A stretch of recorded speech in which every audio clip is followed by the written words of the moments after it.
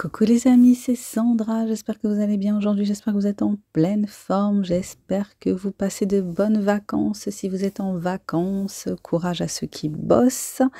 Aujourd'hui, je vais vous parler d'un super bouquin qui s'appelle Le jeu de la dame de Walter Tevis. Vous en avez peut-être déjà entendu parler parce qu'il y a une série sur Netflix, une mini-série qui est directement inspirée de ce livre et qui a fait un tabac et qui a remporté pas mal de prix.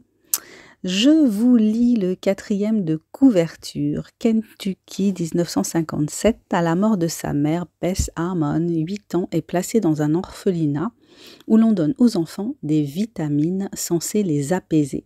C'est là qu'elle découvre, grâce à un vieux gardien passionné, le jeu qui changera sa vie, les échecs. Dotée d'un talent prodigieux, Bess commence à gagner vite, trop facilement. La nuit, dans son lit, elle rejoue les parties en regardant le plafond où les pièces se bousculent à un rythme effréné.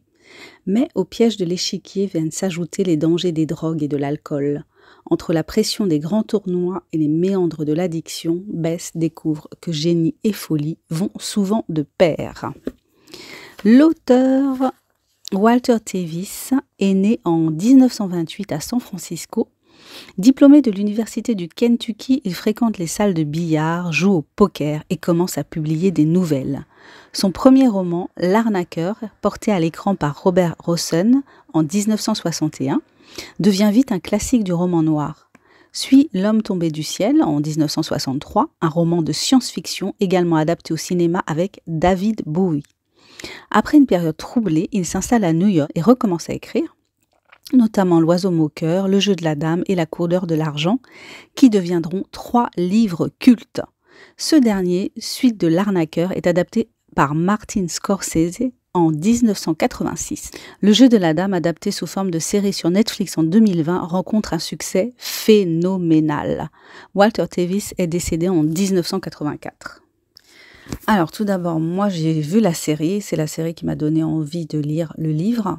Alors, la série est très fidèle au roman. Il y a vraiment quelques infimes détails d'infidélité. Par exemple, les parents sont très peu présents dans le livre, alors que de temps en temps, dans le film, ils apparaissent, en particulier la mère. Et la mère a disparu d'une façon un peu différente que ce qui est présenté dans la série. Il vaudrait, à mon avis, mieux avoir lu le livre avant de regarder la série, parce que les adaptations cinématographiques ou sous forme de séries comme celle-ci mettent des visages sur les noms, il y a une ambiance qui nous est proposée et moi je trouve qu'on est un peu frustré quand on aime la lecture et quand on aime faire ses propres images dans sa tête. On est frustré de ne pas avoir pu d'abord inventer soi-même pour ensuite confronter ce qu'on avait imaginé à l'imagination du réalisateur.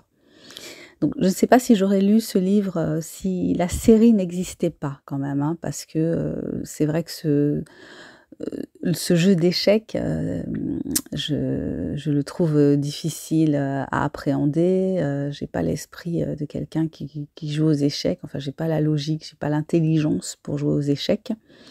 Les passages consacrés au jeu ne font pas écho quand on n'est pas joueur d'échecs, mais l'histoire, elle n'aurait pas de sens sans tous ces passages où l'auteur explique la stratégie de Bess, comment elle joue, les échanges, la montée dramatique. Voilà, c'est comme une bataille en fait à chaque fois et c'est sûr que c'est indispensable. De toute façon, ça s'appelle le jeu de la dame, donc forcément, ça parle d'échecs.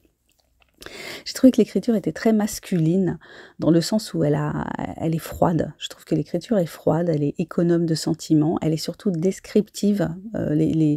Comment dire, les émotions sont plus décrites que intériorisées. Je ne sais pas si vous voyez ce que je veux dire. Le personnage de Bess et la plupart de ceux qui l'entourent ont une dimension autistique, j'ai trouvé.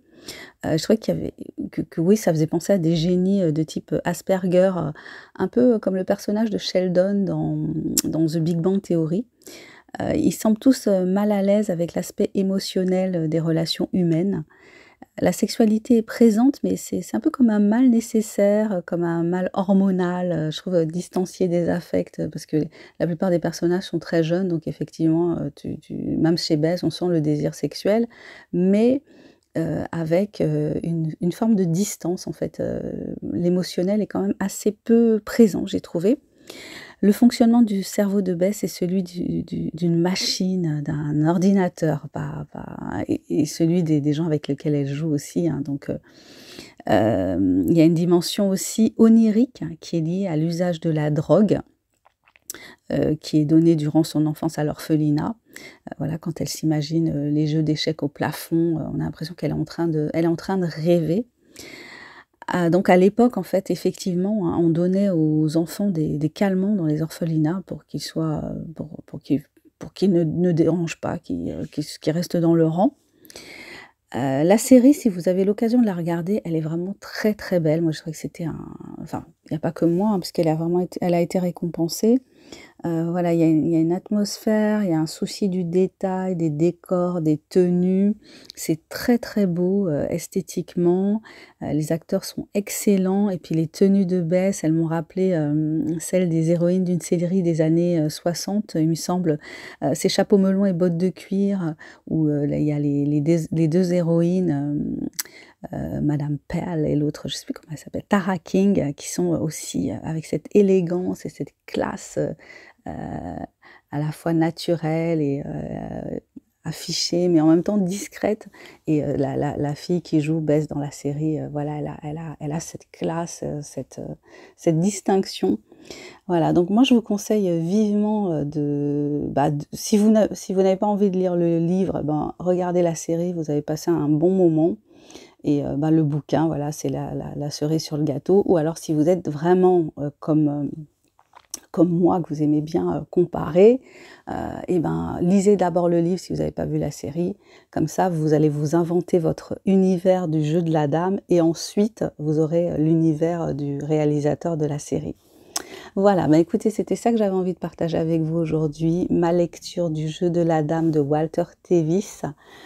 Je me présente pour ceux qui ne me connaissent pas, je suis Sandra Ganval, écrivaine indépendante. Sur cette chaîne, je partage avec vous ce que j'ai envie de partager. Je vous invite à découvrir mes écrits qui sont tous sur la plateforme Amazon en version papier et en version numérique.